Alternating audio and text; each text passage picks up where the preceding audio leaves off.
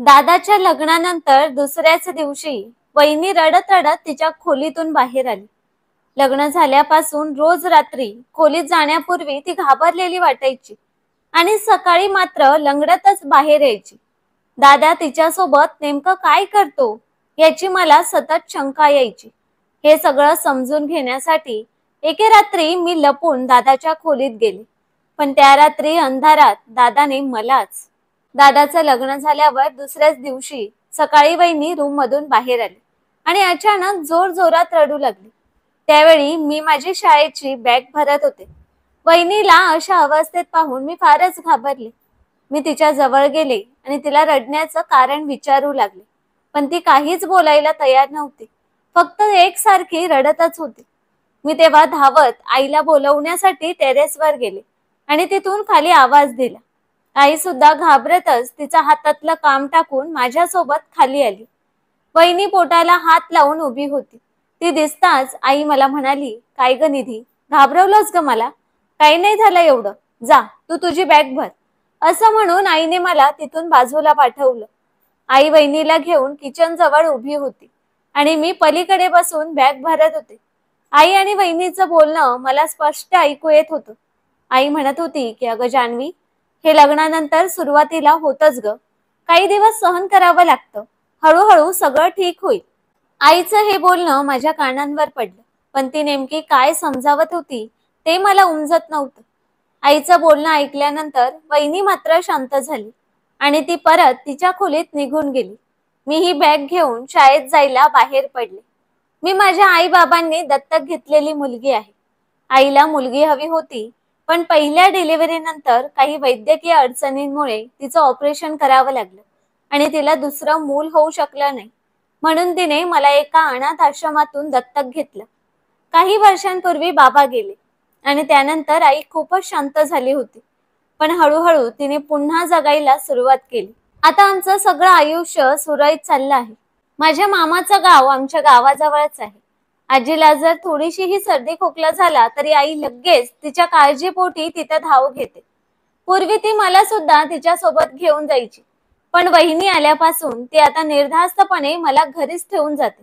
मला 10वीला 90 पेक्षा जास्त गुण मिळवायचे आहेत. मी दादाशी त्यासाठी पैंजही लावली आहे. दादा म्हणाला आहे की जर मी 10वीला चांगले मार्क्स मिळवले तर तो मला कॉलेजच्या पहिल्याच वर्षी स्कूटी घेऊन देणार. हे त्याचं माझ्याशी वचन आहे. दादाचं स्टेशनरीचं दुकान आहे.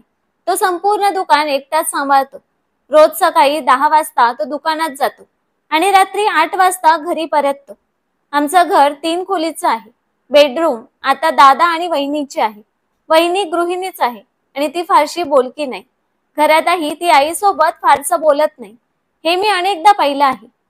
दादाचं लग्न झाल्यापासून आई सारखी तिच्या माहेरी जाऊ लागली आहे. मी तिला याचं कारण विचारल्यावर ती म्हणाली की त्यांना थोडा एकांत मिळावा म्हणून मी माहेरी जाते. तू तर दिवसा शाळेत असतेस, मग त्यांच्यामध्ये मीच अडथळा ठरते. नवीन जोडप्याला एकांत हवा असतो. तुला हे आता नाही समजणार, पण तुझं लग्न झालं की नक्कीच कळेल. आईच्या बोलण्यात काही अर्थ होता हे मला जाणवलं आणि मी थोडीशी लाजलेही होते.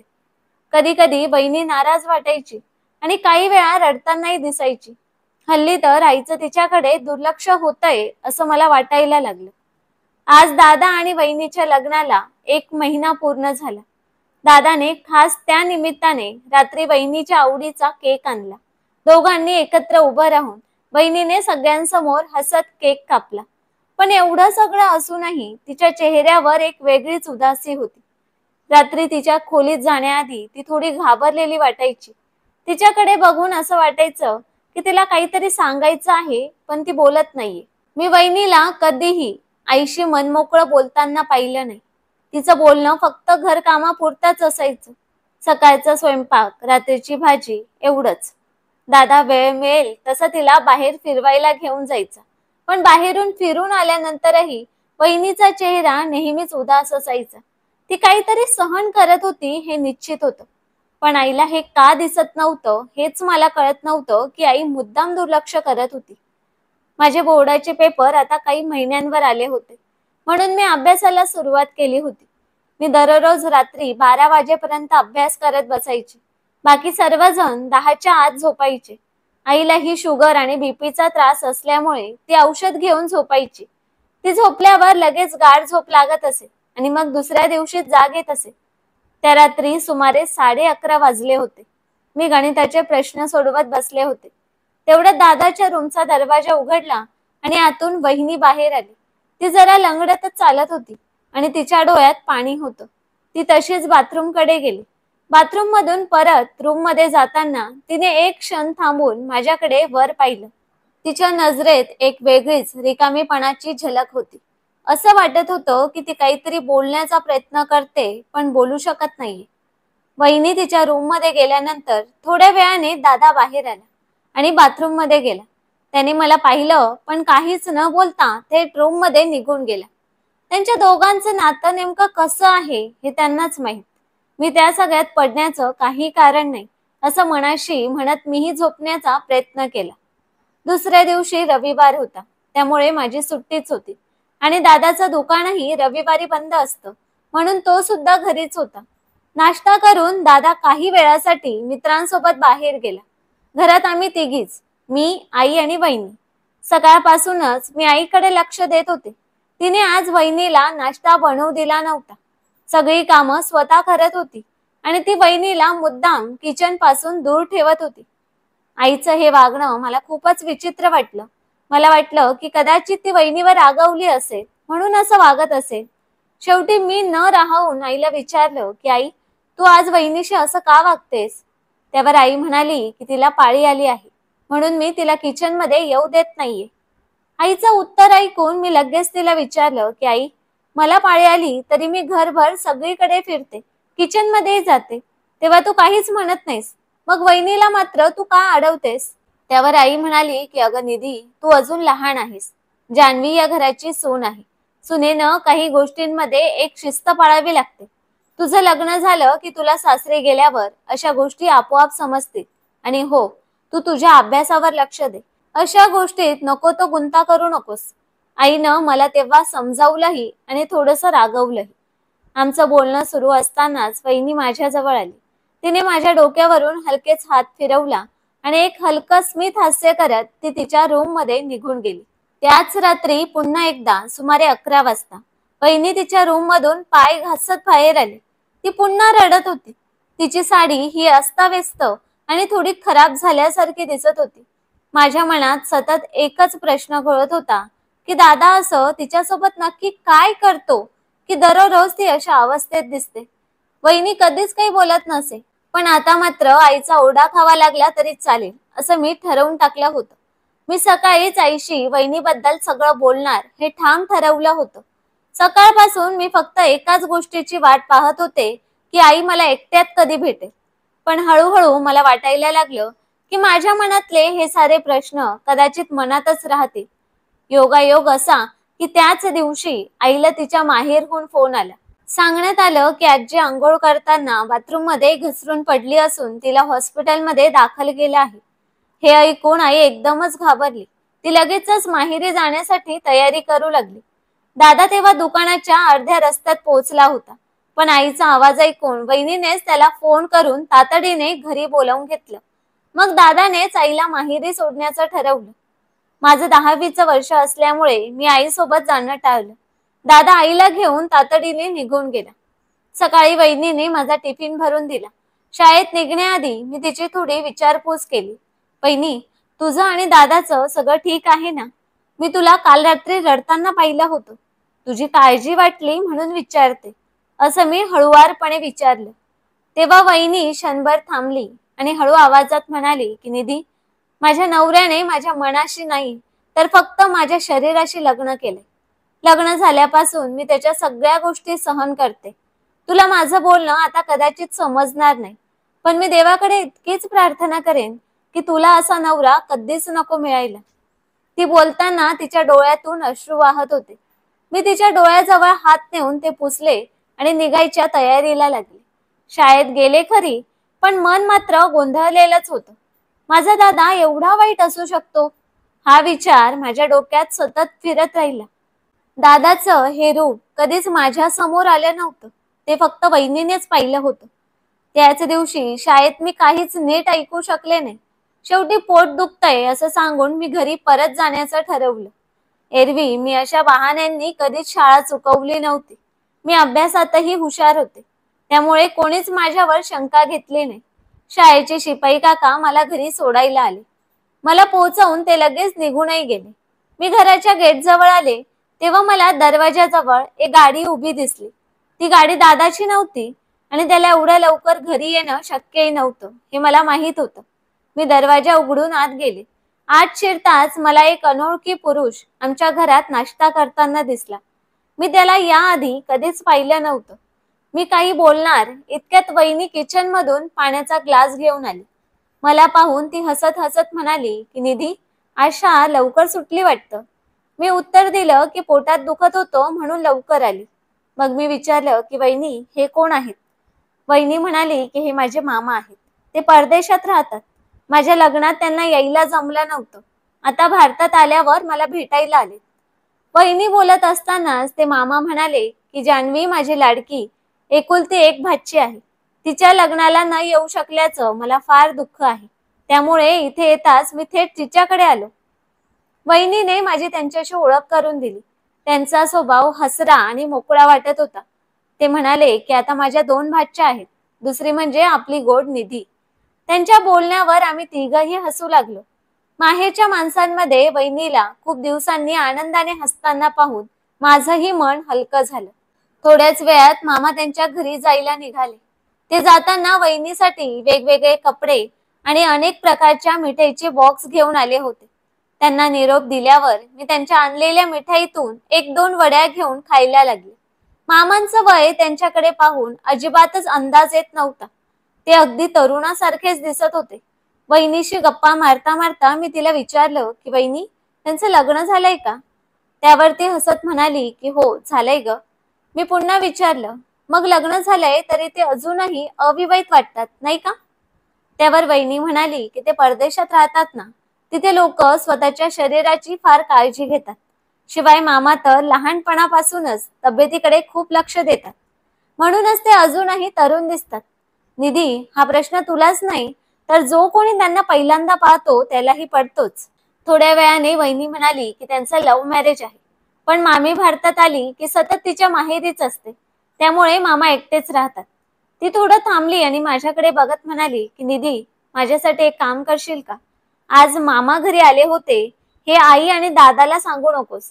कारण मामा लग्नात आले नव्हते म्हणून त्या दोघांना त्यांच्यावर अजूनही राग आहे. आई तर नेहमीच म्हणते की तो माणूस त्याच्या कर्तव्याला विसरला. म्हणून मी तुला हे सांगायचं नव्हतं, पण आता दुसरा पर्याय नव्हता. मी वहिनीच्या बोलण्यावर मान हलवली आणि होकार दिला. तेव्हा तिने मला जवळ ओढून बहिणीसारखं मिठीत घेतलं. आज वहिनी खूप दिवसांनी खऱ्या अर्थाने आनंदी वाटत होती. तिच्या आईला अपंगत्वामुळे इकडे यायचं शक्य नसायचं. तिच्या माहेरी फक्त तिची आईच होती आणि दादा सतत दुकानात व्यस्त असल्यामुळे वहिनीलाही माहेरी जाता यायचं नाही.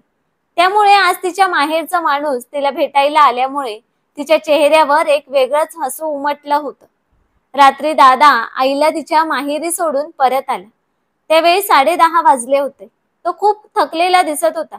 त्यामुळे फारशा गप्पा न मारता त्याने जेवण केलं आणि झोपायला गेला. आई घरी नसल्यामुळे त्या रात्री वहिनी माझ्या जवळ झोपली. पुढची 2-3 रात्रीही ती माझ्या जवळच झोपत होती. पण त्यानंतर एके रात्री मला माझ्या शेजारी कुजबुजण्याचा आवाज ऐकू आला. मी हलके डोळे उघडून पाहिलं तर मला दिसलं की दादा वहिनीचा हात पकडून तिला उठवण्याचा प्रयत्न करत होता. तो तिला त्याच्या खोलीत नेण्यासाठी आग्रह करत होता. वहिनी मात्र वारंवार नकार देत होती. पण शेवटी दादाचा हट्ट वाढत गेला आणि वहिनी काहीच न बोलता शांतपणे तिच्या खोलीत निघून गेली. हे सगळं पाहून माझ्या मनात वहिनीसाठी खूप काळजी वाटू लागली. त्यांच्या खोलीचा दरवाजा बंद होताच मी चटकन उठून बसले. सकाळी वहिनी तिच्या खोलीतून बाहेर आली. ती दरवाजात दिसताच मी धावत तिच्या जवळ गेले आणि तिला घट्ट बिलगले. वहिनी, तू बरी आहेस ना? मी चिंतेने विचारलं. वहिनी काहीच न बोलता फक्त तिच्या साडीचा पदर सावरत होती. माझ्याकडे न बघताच तिने होकारार्थी मान हलवली आणि बाथरूमकडे चालू लागली. तिच्या मागून मी नजर टाकली तेव्हा अचानक तिचा साडीचा पदर निसटला आणि मला तिच्या पाठीकडून फाटलेलं ब्लाऊज स्पष्ट दिसलं. हे पाहताच तिची अवस्था माझ्या लक्षात आली. माझ्या अंगावर काटाच आला. थोड्याच वेळात माझी शाळेत जाण्याची वेळ झाली. आई रोज माझे केस विंचरून रिबीन घालून द्यायची, पण सध्या तरी ती घरी नसल्यामुळे मी ही कामं माझ्या बहिणीकडून करून घेत होते. रिबीन घालून घेण्यासाठी मी बहिणीला शोधत तिच्या खोलीजवळ गेले. आत जाण्याआधीच मी पाहिलं की दादा दुकानात जाण्यापूर्वी वहिनीच्या कपाळावर चुंबन घेत होता. त्याचा तो बनाव, तो खोटा प्रेमळपणा आता मलाही समजू लागला होता. मी वहिनीकडून रिबीन घालून घेतलं आणि शाळेसाठी निघाले. शाळेत गेल्यावर समजलं की 10वीच्या विद्यार्थ्यांसाठी आता फक्त अर्धा दिवस शाळा होणार आहे. सगळा अभ्यासक्रम पूर्ण झाला होता, म्हणून आता विद्यार्थ्यांना घरी अभ्यासासाठी वेळ द्यावा म्हणून शाळेची वेळ कमी करण्यात आली होती. त्या दिवशी दुपारी शाळा सुटली 2 वाजताच. घराच्या थोड्या अंतरावर असताना मला दादा दिसला. तो खूप रागात होता. त्याचं लक्ष माझ्यावर गेलं नाही. त्याला इतक्या रागात घराबाहेर जाताना पाहून माझ्या मनात शंका आली. काहीतरी वहिनी सोबत घडलं असावं. मी पळतच घरी गेले. घरी पोचल्यावर वहिनी तिच्या खोलीत होती. मला पाहताच ती जोरजोरात रडू लागली. वहिनी, काय झालं? मी काळजीने विचारलं. तेव्हा ती रडत रडत चिडून म्हणाली की काही नाही. तुझ्या भावाला जे हवं होतं ते दिलं नाही म्हणून रागावून गेला. मला तो केवळ एक मशीन समजतो. तिच्या डोळ्यातून ओघळणारे अश्रू पाहून माझं काळीज भरून आलं. थोड्या वेळाने तिने तिच्या मामाला फोन करून घरी बोलावलं. मामा आले आणि आम्ही तिघं घराबाहेर थोडं फिरायला गेलो. त्या दिवशी आम्ही खूप मज्जा केली. गार्डन मध्ये फेरफटका, एक चित्रपट आणि थोडी खरेदी. संध्याकाळी 7 वाजताच म्हणजे दादा घरी येण्याआधी आम्ही घरी परत आलो. वहिनीने आधीच बजावलं होतं की दुपारी मी मामासोबत बाहेर गेले होते हे दादाला सांगू नकोस, आणि मी तसं कुणालाही काही सांगितलं नाही. रात्री दादा घरी आला तेव्हा तो अगदी सामान्य वागत होता. जणू सकाळी काहीच घडलं नव्हतं. तो वहिनीसाठी तिच्या आवडीचा पेस्ट्री केक घेऊन आला होता. घरात हसतमुखपणे वावरत होता. गेल्या आठवड्यापासून मी रोज शाळेतून लवकर घरी यायचे. या दरम्यान वहिनी तिच्या माहेरी जात असे, पण ती हे दादाला कधीच कळू देत नसे. मीही त्याला याबाबत काही बोलले नाही, कारण माहेरच्या लोकांना भेटून आल्यावर वहिनी खूप आनंदी असायची. तिचा तो आनंद मला हिरावून घ्यायचा नव्हता. काही दिवस ती माझ्याजवळ झोपली होती, पण नंतर ती पुन्हा तिच्या खोलीत झोपायला लागली, कारण दादाची तिच्यावरची जबरदस्ती मला स्पष्ट दिसत होती. मला जाणून घ्यायचं होतं की बंद खोलीत दादा नेमकं काय करतो, की ज्यामुळे वहिनी घरात हसणंच विसरून गेली आहे.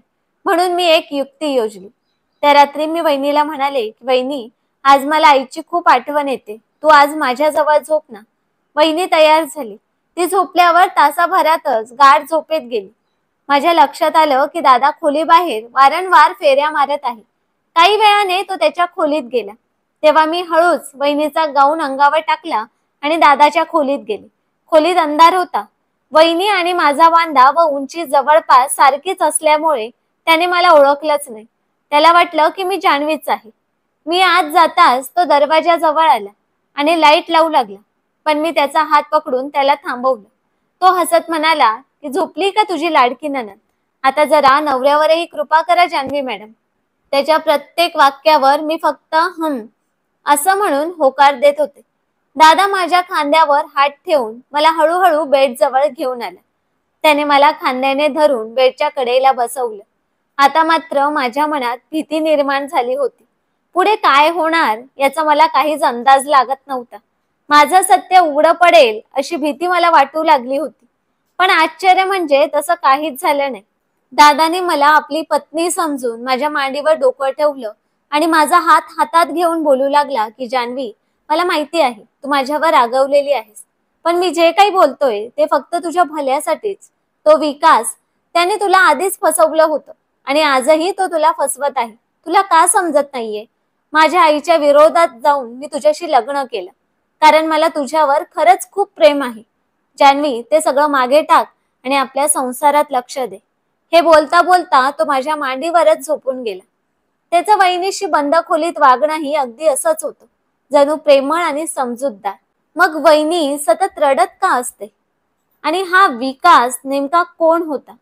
तेव्हा मला या सगळ्याचं काहीच नीटचं कळत नव्हतं. पहाटे दादा आणि वहिनी उठण्याआधीच मी हळूच त्याच्या खोलीतून बाहेर आले. गाऊन बाथरूम मध्ये ठेवला आणि मी पुन्हा माझ्या जागीत जाऊन झोपले. दुसऱ्या दिवशी सकाळीच आई घरी आली. ती जवळजवळ 3 आठवड्यानंतर परत आली होती. घरी आल्यापासून ती दादा आणि वहिनीला वेगळ्याच नजरेने पाहत होती.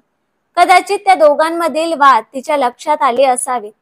वहिनी आंघोळीसाठी गेलेली असताना आई दादाला घेऊन त्याच्या खोलीत गेली.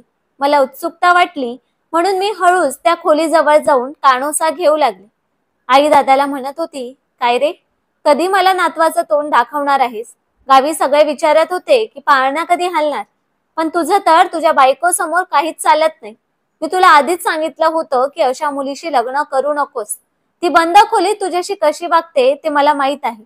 अजूनही वेळ गेलेली नाही. विचार कर काय करायचंय ते. हे सगळं ऐकून मला वाटू लागलं की आईला दादा आणि वहिनीमधील वादाचं खरं कारण माहिती असावं. पण तिने वहिनीबद्दल इतकं वाईट का बोलावं?